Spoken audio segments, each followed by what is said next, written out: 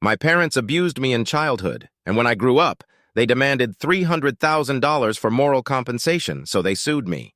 I've been lurking here for a while, and after reading so many stories of people going through tough times, I decided it's time to share my own story. It's a long one, and parts of it are really hard for me to relive, but I hope that by putting it out there, it might help someone else who's struggling. So here goes. I grew up in a small town in Ohio, the kind of place where everyone knows everyone else's business. My parents, Jane and Robert, were well known in the community. My mom was a teacher at the local elementary school, and my dad ran a small hardware store. To the outside world, we were the perfect family. But behind closed doors, things were very different. From a young age, I was constantly belittled and berated by my parents. My earliest memory is of my mom yelling at me for spilling a glass of milk. I was only 4 years old, but the anger in her voice and the way she towered over me made me feel like the smallest, most worthless person in the world. My dad wasn't any better. He had a short temper and would often take out his frustrations on me. If he had a bad day at the store, I knew I was in for it when he got home. I remember one incident when I was about 6. It was my first day of first grade, and I was so excited to show my parents the drawing I had made in art class. It was a picture of our family, with the sun shining and everyone smiling. I thought they would be proud of me. But when I showed it to my dad, he sneered and said, "This is what you waste your time on? You should be learning something useful." He crumpled up the drawing and threw it in the trash. My mom just stood there, nodding in agreement. I ran to my room, tears streaming down my face, and cried myself to sleep. School was no escape from the torment. From the moment I stepped into Mrs. Henderson's first-grade class, I became a target. There was a group of kids who seemed to take pleasure in making my life miserable. The ringleader was a boy named Tommy Matthews. He was bigger than the other kids, with a loud, booming voice and a mean streak a mile wide. Tommy decided early on that I was going to be his favorite punching bag. One day during recess, Tommy and his gang cornered me behind the school. I had been sitting alone reading a book when they surrounded me. Tommy snatched the book from my hands and started tearing out the pages, laughing as he did it. "What are you going to do about it, crybaby?" he taunted. I tried to grab the book back, but one of his friends tripped me and I fell hard onto the asphalt, scraping my knees and hands. They left me there, humiliated and in pain. As the years went by, the bullying only got worse. By the time I reached middle school, I had become an expert at blending into the background, trying to avoid drawing any attention to myself. But no matter how hard I tried, Tommy and his gang always seemed to find me. One particularly awful day in 7th grade stands out in my memory. We were in gym class, and the teacher had us playing dodgeball. I was terrible at sports and always got picked last for teams. That day was no different. As soon as the game started, Tommy and his friends made it their mission to hit me with the ball as many times as possible. They threw it at my head, my stomach, my legs, anywhere they could cause the most pain. The gym teacher, Mr. Johnson, just watched from the sidelines, a bored expression on his face. He never intervened, even when I ended up on the floor, gasping for breath after a particularly hard hit to the stomach. When the game finally ended, I limped to the locker room, trying to hide my tears. But Tommy wasn't done with me yet. He followed me in, shoved me against the lockers, and whispered in my ear, "You're nothing, you hear me? Nothing." High school was supposed to be a fresh start, but it turned out to be more of the same. By then, my self-esteem was non-existent, and I walked through the halls with my head down, avoiding eye contact with everyone. Tommy had moved on to other victims, but there were plenty of other bullies to take his place. One of the worst was a girl named Lisa Thompson. Lisa was popular, pretty, and cruel. She and her friends made it their mission to make my life hell. There was one incident in 10th grade that still haunts me. It was the day of the big homecoming game, and the whole school was buzzing with excitement. I was sitting alone in the cafeteria as usual when Lisa and her friends approached me. They were all dressed in their cheerleading uniforms, looking perfect and put together. Lisa leaned over my table, her smile sweet but her eyes cold. "Hey, loser, you going to the game tonight?" she asked. Before I could answer, she grabbed my lunch tray and dumped it in my lap. "Oops, looks like you won't need this. Don't bother showing up. No one wants you there." I sat there, covered in food, while everyone around me laughed. I wanted to disappear, to melt into the floor and never be seen again. Instead, I ran to the bathroom, locked myself in a stall, and sobbed until there were no tears left. That night, I stayed in my room, listening to the sounds of the game from my window, feeling more alone and worthless than ever. My home life continued to be a nightmare. My parents never stopped criticizing and belittling me. No matter what I did, it was never good enough. My grades, my appearance, my hobbies, everything was a source of disappointment to them. One night, I overheard them talking in the kitchen. My mom was saying, "I don't know what we did wrong with him. He's such a failure." My dad's response was even worse. "He'll never amount to anything. He's just a waste of space." Hearing those words from the people who were supposed to love and support me was like a dagger to my heart. There was one person who tried to help me during those dark times. Mrs. Williams, my English teacher, saw something in me that no one else did. She noticed my love of reading and encouraged me to write. She said I had a gift with words and that I should pursue it. I started staying after school to work on my writing, finding solace in the stories I created. Mrs. Williams was the only adult who made me feel valued, and I clung to her encouragement like a lifeline. One day, she pulled me aside after class and handed me a notebook. "I want you to write in this every day," she said. "Write about anything you want. It doesn't matter what it is, just write." I took the notebook home and started filling it with my thoughts, my fears, my hopes, and my pain. Writing became my escape, a way to process everything I was going through. But even Mrs. Williams couldn't protect me from the relentless bullying. One afternoon, I was walking home from school when a group of kids jumped me. They dragged me into an alley where they took turns hitting and kicking me. I tried to fight back, but there were too many of them. They stole my backpack, ripped up my homework, and left me battered and bruised. I stumbled home, covered in dirt and blood, and my parents didn't even ask what happened.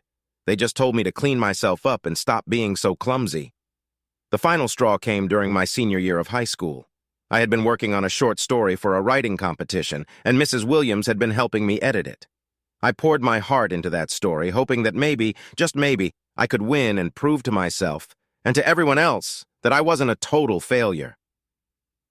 On the day of the competition, I was walking to the bus stop when Lisa and her friends spotted me. They snatched the story out of my hands and tore it to shreds, laughing as they scattered the pieces in the wind.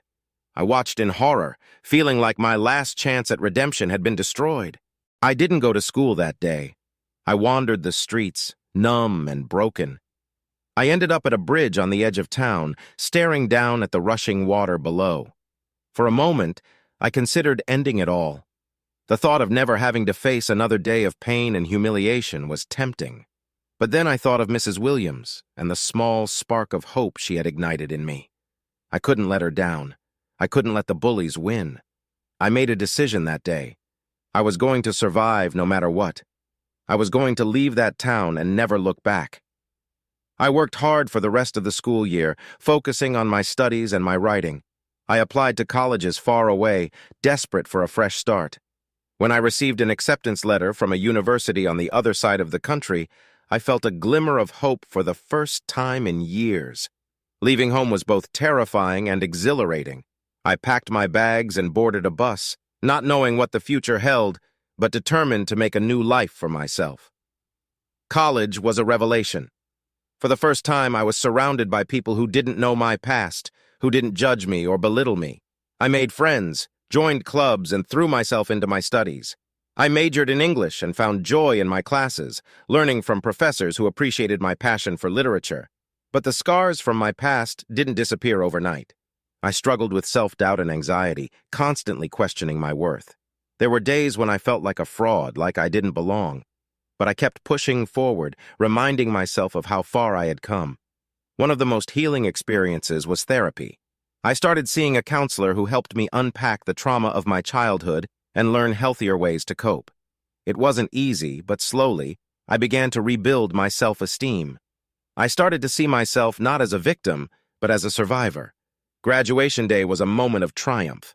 As I walked across the stage to receive my diploma, I thought about everything I had endured to get to that point.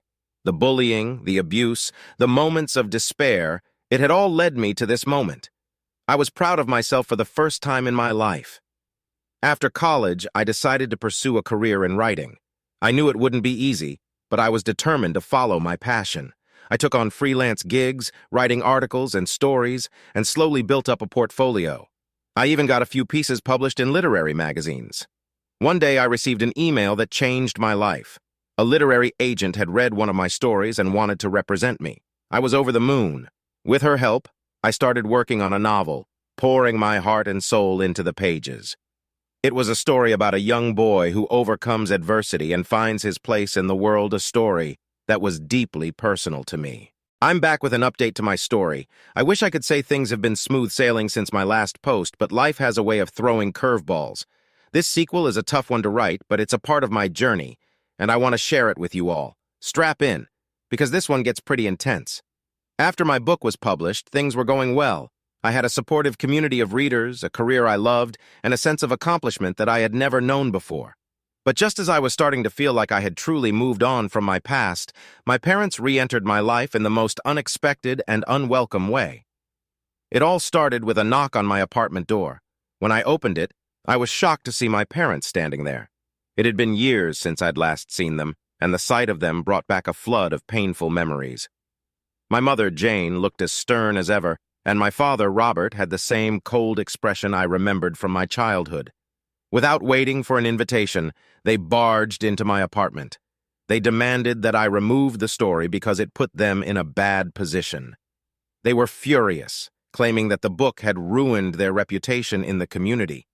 They insisted that the portrayal of them in the book as abusive and neglectful parents was not only exaggerated but completely fabricated. They were relentless, accusing me of slander and threatening to take legal action if I didn't comply. To add to the insult, they demanded compensation of $30,000 for moral damages, asserting that the book had caused them significant emotional distress. I was taken aback by their audacity. I tried to explain that everything in the book was true, that it was my story, my truth, but they refused to listen, their minds already made up. The situation escalated quickly, with my father growing more aggressive and my mother more hysterical. It was clear that they weren't going to leave until they got what they wanted. True to their word, my parents filed a lawsuit against me. They accused me of defamation and demanded $30,000 in damages.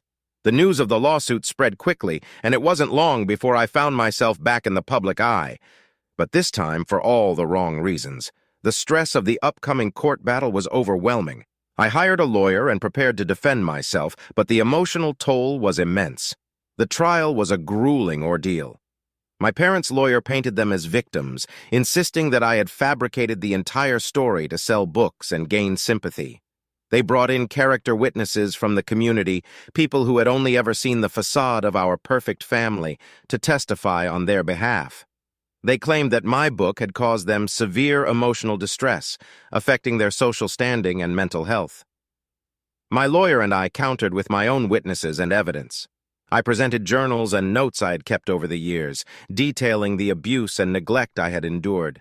Mrs. Williams, my high school English teacher, testified on my behalf, recounting the times I had confided in her about my home life.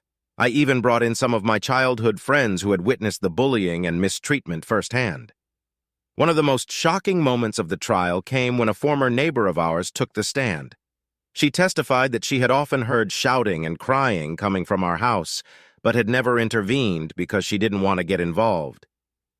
Her testimony was a turning point, casting doubt on my parents' claims that our family life had been idyllic. Despite the mounting evidence against them, my parents remained defiant.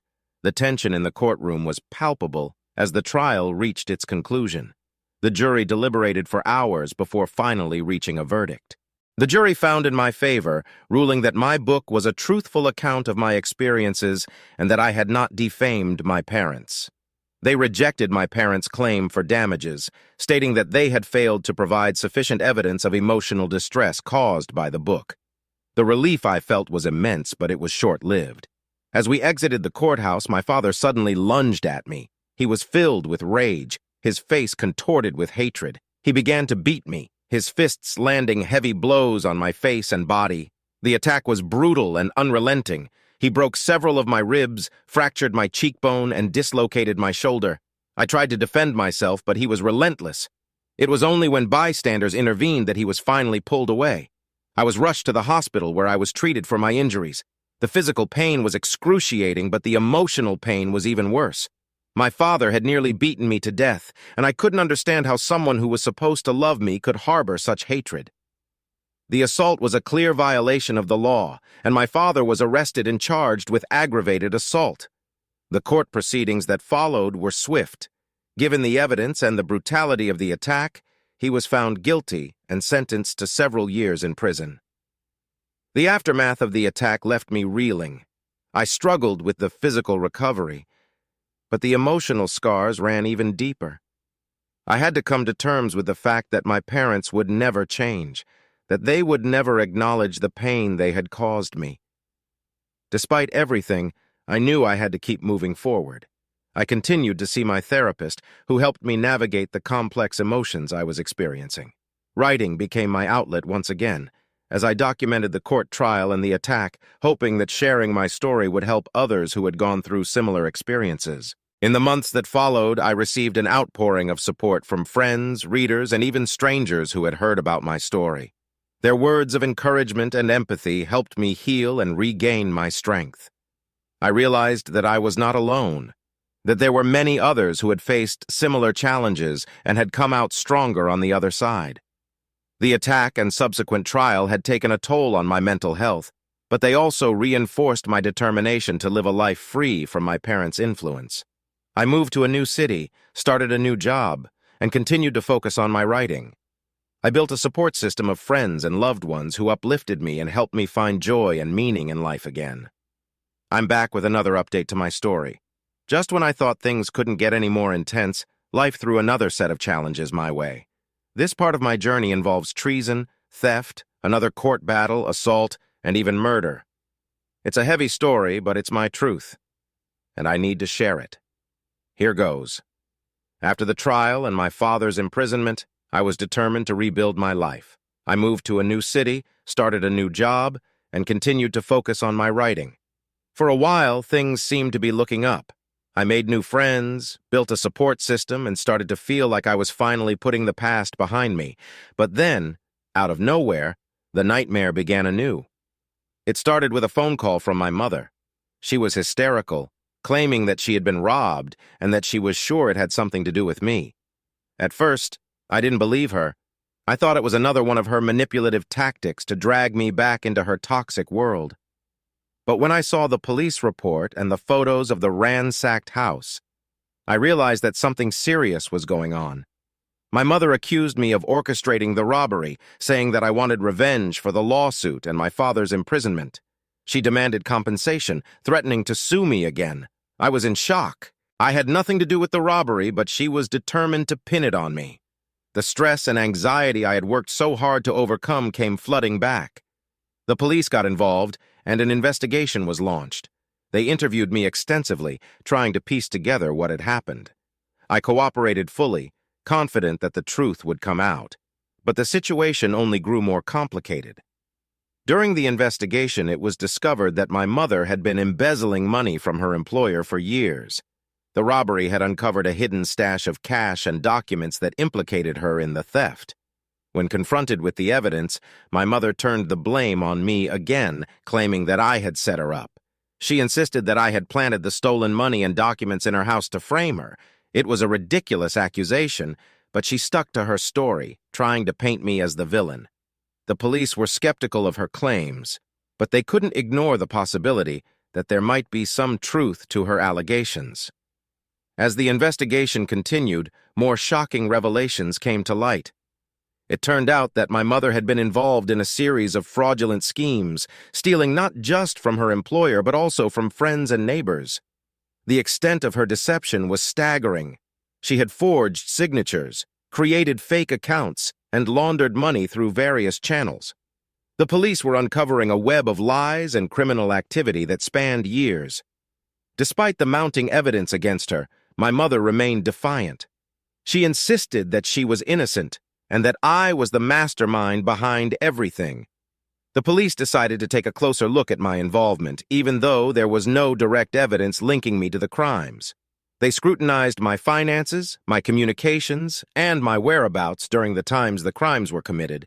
It was an invasive and exhausting process, but I had nothing to hide. One night, as I was returning home from work, I was ambushed by two men in masks. They beat me mercilessly, shouting that I needed to drop the charges against my mother and pay her the money she demanded. They left me bruised and bleeding on the sidewalk, and I barely managed to drag myself to my apartment to call for help. The police arrived quickly and took my statement, but there was little they could do without more information about my attackers. The assault left me physically and emotionally shattered. I was living in constant fear, wondering if the men would come back to finish the job. My friends and colleagues were supportive, but I felt like a burden, constantly looking over my shoulder and jumping at shadows. The police increased their patrols in my neighborhood, but it did little to alleviate my anxiety. Meanwhile, the investigation into my mother's criminal activities continued.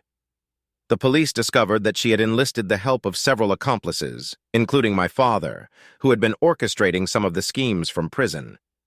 They had been using their connections and influence to manipulate people and cover their tracks. It was a shocking betrayal, realizing that my parents had been working together all along to deceive and exploit those around them. With the new evidence, the police were able to charge my mother with multiple counts of fraud, embezzlement, and conspiracy. My father faced additional charges as well. The case went to trial, and I was called to testify. It was a surreal experience, sitting in the witness stand and recounting the horrors of my childhood and the more recent events. My parents glared at me from across the courtroom, their hatred palpable. During the trial, it was revealed that my mother had been planning to flee the country with the stolen money. She had been in contact with several criminal organizations, trying to secure a new identity and a safe passage out of the country. The prosecution presented damning evidence of her plans, including emails, phone records, and witness testimonies. It became clear that she had been willing to do whatever it took to escape justice, even if it meant framing her own child. The trial lasted for several weeks, with both sides presenting their cases in painstaking detail. The media coverage was intense, and I found myself once again in the public eye, but this time as a victim of my parents' treachery. The stress was overwhelming, but I knew I had to see it through to the end. I owed it to myself and to everyone else who had been hurt by my parents' actions. In a shocking turn of events, one of my mother's former accomplices turned against her, providing crucial testimony that sealed her fate. He revealed that my mother had planned the robbery herself, hoping to use it as a distraction while she made her escape. He also admitted to being one of the men who had attacked me, acting on my mother's orders. His testimony was the final nail in the coffin for my mother's defense. The jury found my parents guilty on all counts. My mother was sentenced to a lengthy prison term, and my father's sentence was extended. The relief I felt was immense, but it was tempered by the deep sadness of knowing that my parents had chosen a life of crime and betrayal over being there for their child. The emotional scars would take much longer to heal. As I tried to move on with my life, another shocking event shook me to my core. One of my close friends, someone I had trusted and confided in during the darkest times, was arrested for attempting to bribe a police officer involved in my parents' case. It turned out that my friend had been in cahoots with my parents, feeding them information about the investigation and trying to sway the outcome in their favor.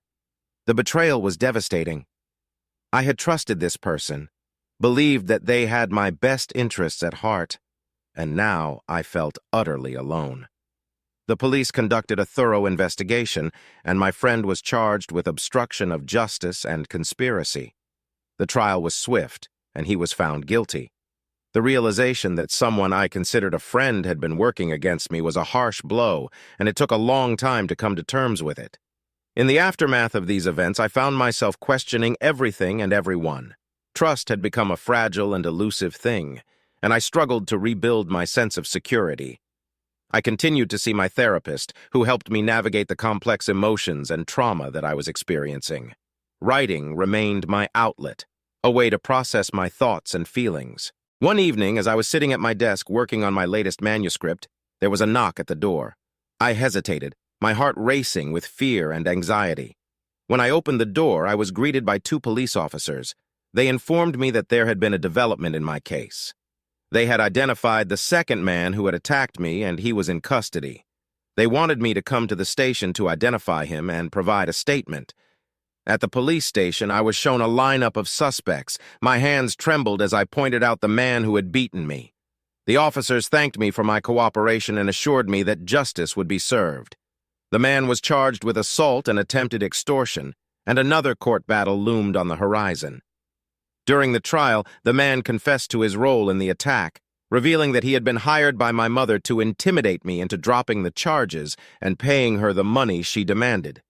His confession was a stark reminder of the lengths my parents were willing to go to maintain their power and control. The man was found guilty and sentenced to prison. As the dust settled, I realized that I had survived a harrowing ordeal. The trials, the betrayals, the assaults, it had all taken a toll on me, but I was still standing. I had faced my demons and emerged stronger, more resilient. The road to recovery was long, but I was determined to keep moving forward. Hey everyone, I'm back with yet another update to my story. This chapter takes an even darker turn, involving another court battle, a brutal attack, and the intervention of the police. It's been a harrowing journey, but I'm determined to share every detail with you all. Here goes. After the trials and the convictions of my parents and former friend, I tried to find a semblance of normalcy in my life. I threw myself into my work, writing more than ever, and leaned heavily on my support system of friends and my therapist. But just when I thought things were starting to settle down, another storm was brewing. It all started when I received a subpoena to testify in a case unrelated to my parents. This case involved a prominent local businessman, Mr. Samuel Parker, who was being accused of financial fraud and embezzlement. It turned out that some of the fraudulent activities he was involved in had connections to my mother's schemes, and as a result, I had become an unwilling witness in this new legal battle. As the trial date approached, I prepared myself for another grueling courtroom experience. I reviewed the evidence, met with the prosecutors, and did everything I could to steel myself for the emotional toll it would take. Little did I know that this trial would become one of the most dangerous experiences of my life. The day of the trial arrived, and I found myself back in the courthouse, the familiar feelings of anxiety and fear gnawing at me. The courtroom was packed with journalists, spectators, and a large contingent of Mr. Parker's supporters. The atmosphere was tense, with an undercurrent of hostility directed towards the prosecution and its witnesses. During my testimony, I detailed the connections between my mother's fraudulent activities and Mr. Parker's operations. The defense lawyer attempted to discredit me, bringing up my past and insinuating that I was only testifying to gain more public sympathy and attention for my book. It was a painful experience, but I remained steadfast, determined to tell the truth. As the trial progressed, it became clear that Mr. Parker's defense was crumbling under the weight of the evidence. The prosecution's case was strong, and it seemed likely that he would be convicted. Tensions in the courtroom rose, and whispers of threats and intimidation circulated among the witnesses and court staff. One day, as I was leaving the courthouse after a particularly intense day of testimony, I was approached by a man I didn't recognize. He claimed to be a reporter and asked if he could have a moment of my time for a quick interview. I was wary, but before I could respond, 2 more men appeared behind him, and I realized too late that something was very wrong. The men grabbed me, dragging me into a nearby alley. My heart pounded with fear as I struggled to break free, but they were too strong. They pinned me against a wall and began to beat me, their fists and feet landing blows all over my body. They didn't say much, but what they did say made it clear that this was a warning, a brutal attempt to silence me and scare me away from the trial. I don't remember how long the attack lasted, but it felt like an eternity. By the time they left, I was lying on the ground, barely conscious, with blood pouring from multiple wounds. My ribs felt like they were on fire, and I could barely breathe. I mustered what little strength I had left to call 911 on my phone, my vision blurry and my hands trembling. The police and paramedics arrived quickly. I was rushed to the hospital where doctors worked to stabilize me and assess the extent of my injuries. I had multiple broken ribs, a fractured jaw, a concussion, and numerous cuts and bruises. The physical pain was excruciating, but the emotional trauma was even worse. I felt violated, terrified, and utterly alone. The police launched an investigation into the attack. They interviewed me extensively, trying to get descriptions of the attackers and piece together any clues that could lead to their identities. Despite the pain, I did my best to cooperate, determined to see justice done. The attack had only strengthened my resolve to stand up against those who sought to silence me. As I lay in my hospital bed, I received visits from friends and colleagues who offered their support and encouragement. They were horrified by what had happened and rallied around me, ensuring I never felt alone. The outpouring of love and solidarity was a lifeline in my darkest moments. The police made progress in their investigation, identifying one of the attackers through surveillance footage near the courthouse. He was a known associate of Mr. Parker, a thug with a history of intimidation and violence. With this breakthrough, they were able to track down and arrest the other men involved in the attack. The arrests brought a sense of relief, but the fear still lingered. I knew the trial was far from over, and I was still a key witness. Security measures were increased at the courthouse, and I was given a police escort whenever I had to attend. The authorities were taking no chances, determined to protect me and ensure that justice was served. The trial continued, and I returned to the witness stand with renewed determination. The attack had left me physically weakened, but my spirit was unbroken. I testified about the assault, detailing the threats and the connection to Mr. Parker. The prosecution used this information to further strengthen their case, highlighting the lengths to which Mr. Parker's associates would go to protect him. As the trial neared its conclusion, the tension in the courtroom was palpable. The defense's attempts to discredit me and the other witnesses had failed, and the weight of the evidence against Mr. Parker was overwhelming. The jury deliberated for several days before finally reaching a verdict. Mr. Parker was found guilty on all counts. The courtroom erupted in a mix of cheers and outrage, with his supporters shouting threats and accusations. The judge called for order, but the chaos continued outside the courthouse, with protests and confrontations between Parker's supporters and those who sought justice. With the verdict delivered, the authorities took steps to ensure my continued safety. The police provided me with a security detail, and my home was equipped with surveillance cameras and other protective measures. It was a drastic change to my life, but it was necessary to ensure my safety. The media coverage of the trial and the attack was intense, and I found myself once again thrust into the public eye. While it was exhausting and often overwhelming, I also received an outpouring of support from people around the world who had followed my story. Their messages of encouragement and solidarity helped me find the strength to keep going. In the weeks that followed, the attackers were tried and convicted for their roles in the assault. They received lengthy prison sentences, and I took some comfort in knowing that they would no longer be able to hurt anyone else. The fear gradually began to recede, replaced by a renewed sense of purpose and resilience. I continued to work with my therapist, processing the trauma of the attack and the events of the trial. Writing remained my outlet, a way to make sense of the chaos and find some semblance of peace. I started a new project, a book about my experiences, hoping that by sharing my story, I could help others who had faced similar challenges. The journey to recovery was long and often difficult, but I was determined to keep moving forward. I surrounded myself with supportive friends and colleagues, people who lifted me up and helped me find joy and meaning in life again. Slowly, I began to rebuild my sense of security and trust.